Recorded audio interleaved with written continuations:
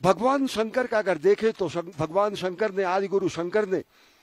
चारों धामों की स्थापना करके भारत के भौगोलिक, सांस्कृतिक, आध्यात्मिक एकीकरण का उन्होंने कार्य किया। बद्रीनाथ, केदारनाथ धामों में उत्तर भारत और दक्षिण भारत के ब्राह्मणों और पंडितों के संचालन की प्रक्रिया को शुरू करके उन्होंने उत्तर और दक्षिण के बीच की सांस्कृतिक सेतु के निर्माण का भी कार्य किया।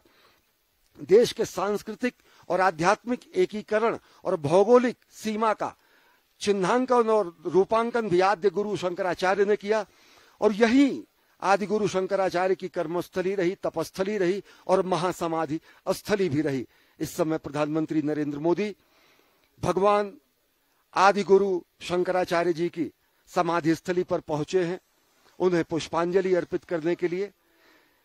समूची ये समाधि नष्ट हो गई थी साल 2013 के महाप्रलय में, जल प्रलय में, और प्रधानमंत्री नरेंद्र मोदी के दिशा निर्देशन में और उनके ही दिशा निर्देश में इस पूरी के पूरे समाधि स्थल को विकसित किया गया। भगवान शंकराचार्य की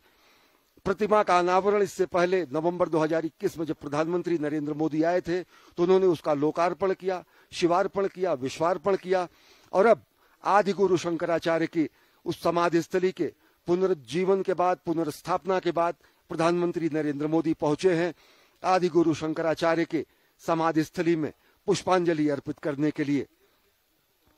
निश्चित तौर से अगर देखें तो कालखंड का,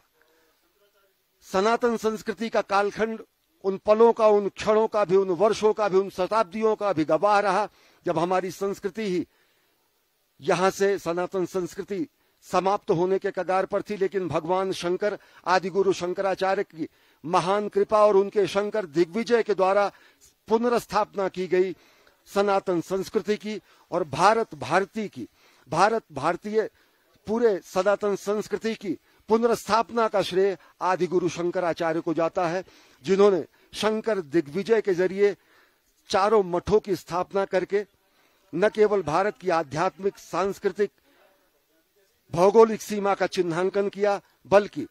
भारत भूमि में रहने वाले भारत भारती के पुत्रों को उन्होंने सनातन संस्कृति के दिव्य अनुपालक के रूप में, उन्होंने सनातन संस्कृति के दिव्य अनुपालक के रूप में उन्होंने, भगवान शंकर ने इस पूरे के पूरे सनातन संस्कृति की पुनर्स्थापना का कार्य किया। अगर 7वीं 8वीं शताब्दी में आदि गुरु शंकराचार्य ने सनातन संस्कृति की पुनर्स्थापना की, तो वहीं एक कर्मयोगी के रूप में आदि गुरु शंकराचार्य को पुष्पांजलि अर्पित करने पहुंचे हैं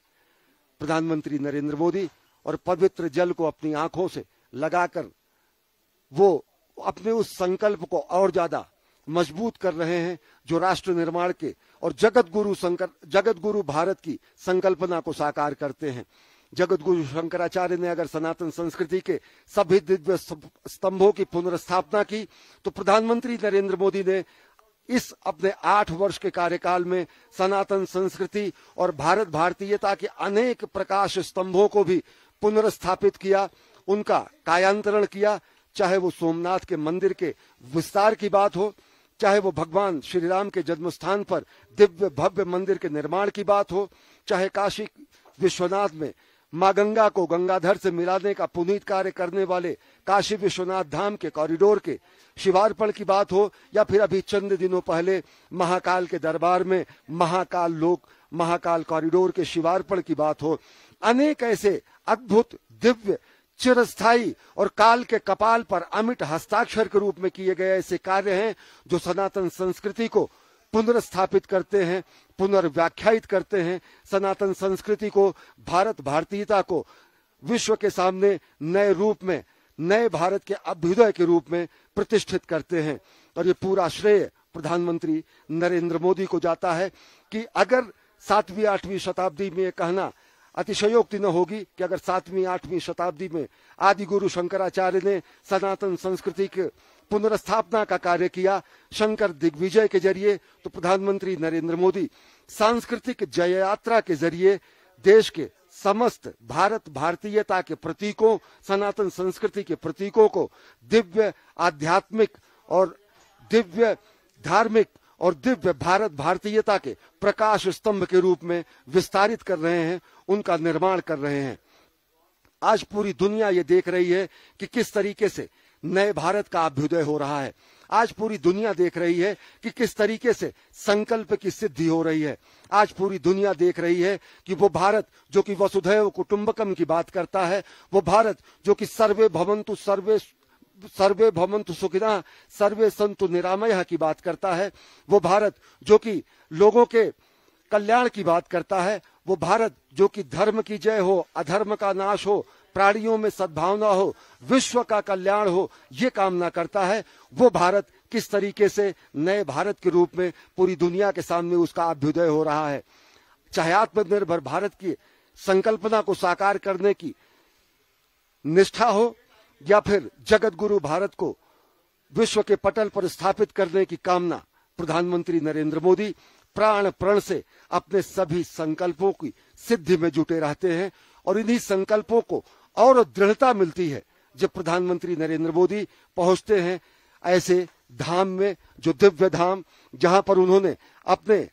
पहले जीवन काल में जहां पर उन्होंने तप किया, तपस्या की, और साथ ही साथ अब राष्ट्र सेवक के रूप में, राष्ट्र निर्माण के रूप में प्रधानमंत्री नरेंद्र मोदी को अवसर मिला है, पुनीत अवसर मिला है राष्ट्र निर्माण का। तो एक राष्ट्र सेवक के रूप में, सनातन संस्कृति के ध्वजवाहक के रूप में, एक धर्मपरायण रूप में, कर्तव्य परायण रूप में, सनातन संस्कृति के संवाहक रूप में, एक महानायक के रूप में, और सबसे बड़ी बात एक स्वप्नद्रष्टा के रूप में, एक साधक के रूप में प्रधानमंत्री नरेंद्र मोदी